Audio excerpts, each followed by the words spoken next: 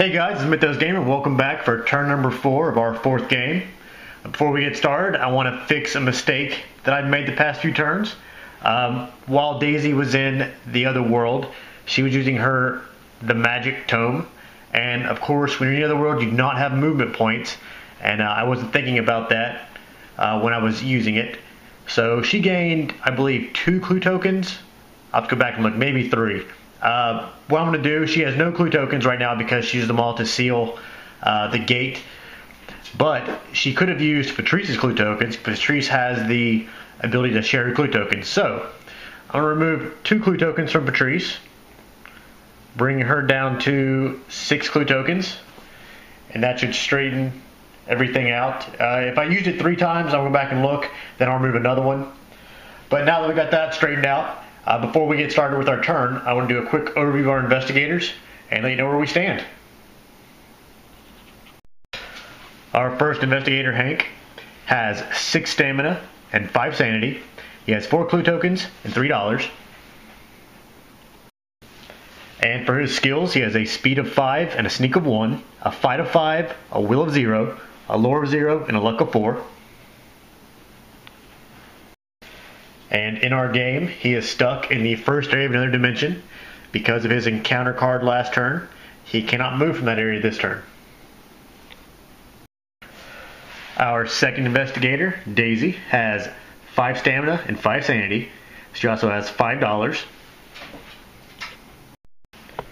For her skills, she has a speed of 2 and a sneak of 3, a fight of 3 and a will of 2, a lore of 5 and a luck of 1. She has 1 gate trophy and 1 monster trophy. She is currently at the Silver Twilight Lodge, where she sealed a gate last turn with a night gaunt.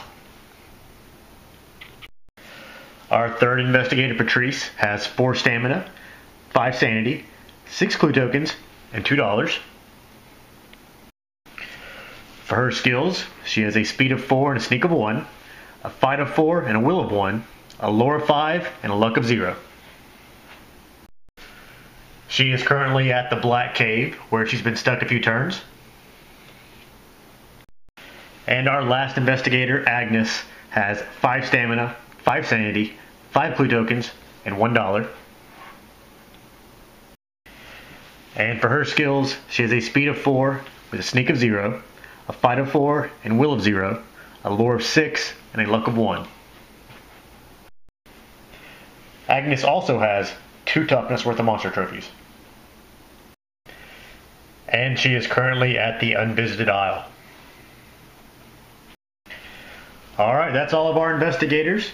We're going to move the first player token from Patrice to Agnes and move on to our upkeep phase. The only thing we're going to do this turn is adjust some of Daisy's skills. I think we're going to have Agnes come over and help her out with that night gaunt. So Daisy's going to need to move away and start collecting clue tokens again. So we're going to change her speed and her sneak so that she can move a little further and collect more clue tokens. Alright, that's it for our upkeep. So moving on to our movement phase. Okay, our first investigator, Agnes, has a movement of 4. She's going to go from the Invisited Isle to the Merchant District streets, then over to the Rivertown streets. Then she's going to leave the Rivertown streets and move down toward the French Hill. And from the French Hill streets, she's going to join Daisy at the Silver Twilight Lodge and fight this night gaunt.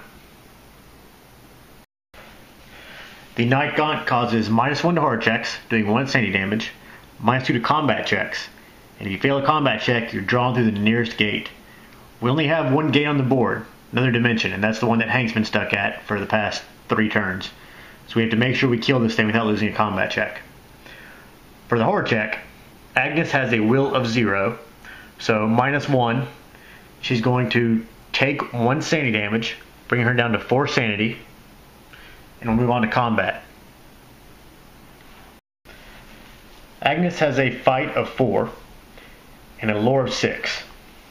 She's going to use her lore of 6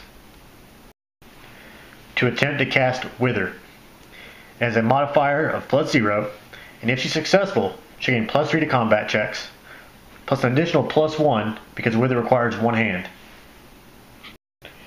Here are the 6 die for Agnes' spell check. And she got a success she needed. So Wither will give her an additional +4, plus her fight of 4, brings her up to 8, -3 for the Night Gaunt. She's going to roll 6 die, and she needs 2 successes. And she got 3 successes, more than enough. So she will kill the Night Gaunt and gain 2 more toughness worth of monster trophies. Our next Investigator Hank is in another dimension. He cannot move this turn because of his Otherworld Encounter card from last turn. Now that Daisy is free to move, we're going to have her collect some more clue tokens. But first, we're going to attempt to use the True Magic. This time we can. We have movement points. It is a lore -1 check. She has a lore of 5, so we're going to roll 4 die.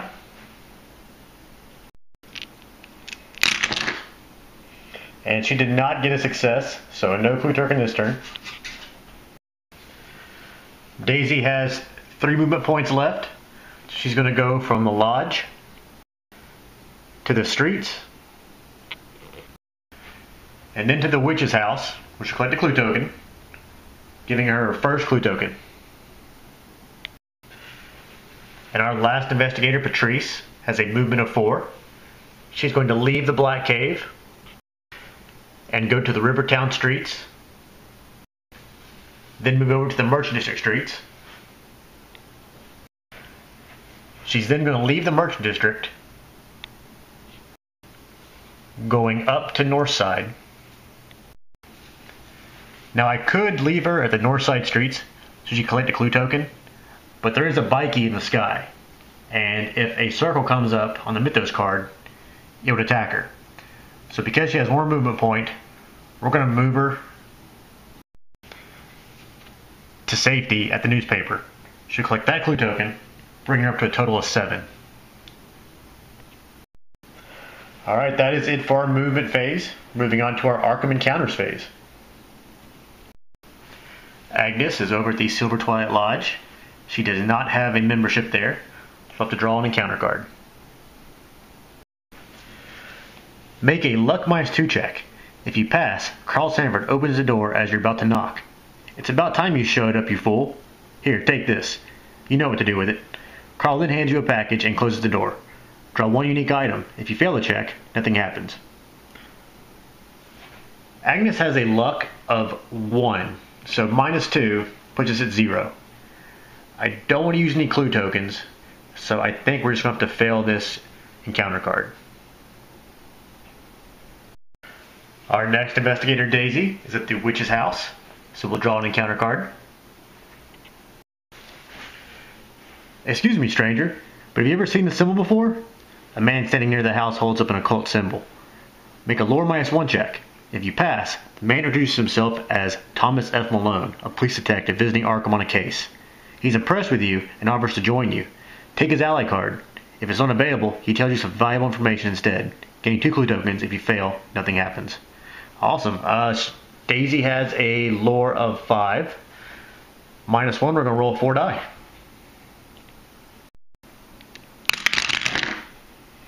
And we did not get a success with Daisy again. But because there's a chance of gaining 2 clue tokens, I will spend her 1 clue token and see if we can get a success. She did not get a success. Alright, at this point I'm going to use one of Patrice's clue tokens just so hopefully we can break even, and I'll roll again. And we got a success. I'm going to go through the ally deck and see if Thomas Malone is in it. Alright, Thomas Malone was in the ally deck. He gets +1 to lore, +1 to fight, and you can draw a spell when he joins you. And Daisy drew the spell Rack. Casting modifier -2 with a sanity cost of 1. During any phase you can cast and exhaust before making a combat check. This combat immediately ends as though you had succeeded in an evade check. Discard the spell if an ancient one awakens. This is actually a pretty good spell for Daisy to get because she's so limited offensively. At least it'll help her be a little more defensive and avoid combat. Alright, our third investigator, Patrice, is at the newspaper. You watch some workers cleaning the presses with rags while the machines are still running, and you wonder if that's safe. A moment later, your thoughts prove prophetic, as one of them screams, his arms caught in the press. Several workers rush to his aid, while others clear your room. You are moved to the street. Well, that's both good news and bad news for us. Because we're getting moved to the street, we'll be able to pick up that clue token we skipped earlier, bringing us back up to 7 clue tokens. However, we were trying to avoid the street because of that bikie in the sky. Guess we'll see what happens during the Mythos phase. Alright, that's it for our Arkham Encounters phase. Moving on to our other world encounter phase. Our one investigator in another world is Hank, still in the first phase of another dimension. So we can draw any color of the world encounter card. First one we draw is blue, have to go to other, and it says a hideous monster appears. Normally I wouldn't like a monster appearing, but right now I'm thrilled that it doesn't say we're stuck here another turn. So we'll take the monster. Let's see what we get. Okay, we drew a maniac. The maniac does not require a hard check. He gets +1 to combat, doing 1 stamina damage, has 1 toughness, and if our terror level is at least 6, his fight rating increases to -2, and his combat damage increases to 3 stamina, and he gains endless. Our terror rating is still at 0, so he will have +1 to combat. Hank has a fight rating of 5, so we're going to roll 6 die and hope for 1 success. We got 2 successes, so he will kill the maniac and gain that as a monster trophy. Alright, Hank was our only investigator in another world, so we're moving on to our Mythos phase now. We're going to have a gate and a monster appear at the witch house. For our gate, we drew a pretty tough one, Relay, with a -3 to close. And for our monster, we got a warlock with -2 to sneak checks. He is yellow, so he never moves. He has -1 to horror checks, doing 1 sanity damage, -3 to combat checks, doing 1 stamina damage, 2 toughness, magical immunity, which hurts us pretty bad. A lot of our attacks are with spells and magical weapons. And if you pass a combat check against the warlock, he goes back to the box, and you gain 2 clue tokens. Because Daisy was already at the witch's house, she's going to get pulled through the gate.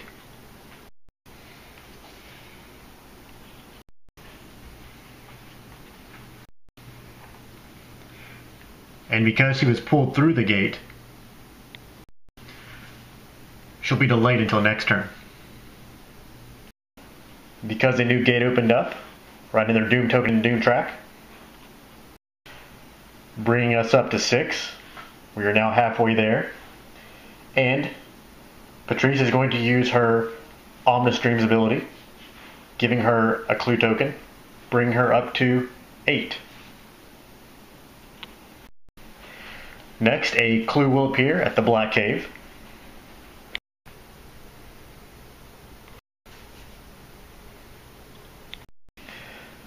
Now for monster movement, we have no square or diamond monsters on the board, but we do have 3 circle monsters.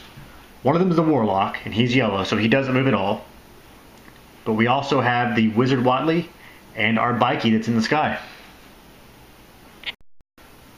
First move the wizard Watley. He's going to leave the uptown streets and follow the white arrow up to the streets of the Miskatonic University.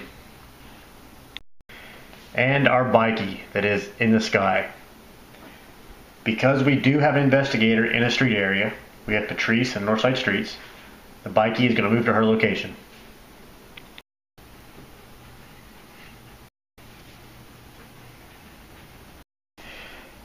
And finally, the text of our Mythos card. Rivertown residents take back streets. All monsters in the Rivertown streets or locations are returned to the cup. Surprisingly, as active as the Graveyard and Black Cave normally are, we have no monsters in the Rivertown area or locations. Alright guys, that is the end of our fourth turn. Wasn't too crazy of a turn, but just the fact that we opened up a new gate and it's actually still open, I'm thrilled. Hopefully things will progress a little better for us. Thanks for watching guys, and I will see you on turn 5.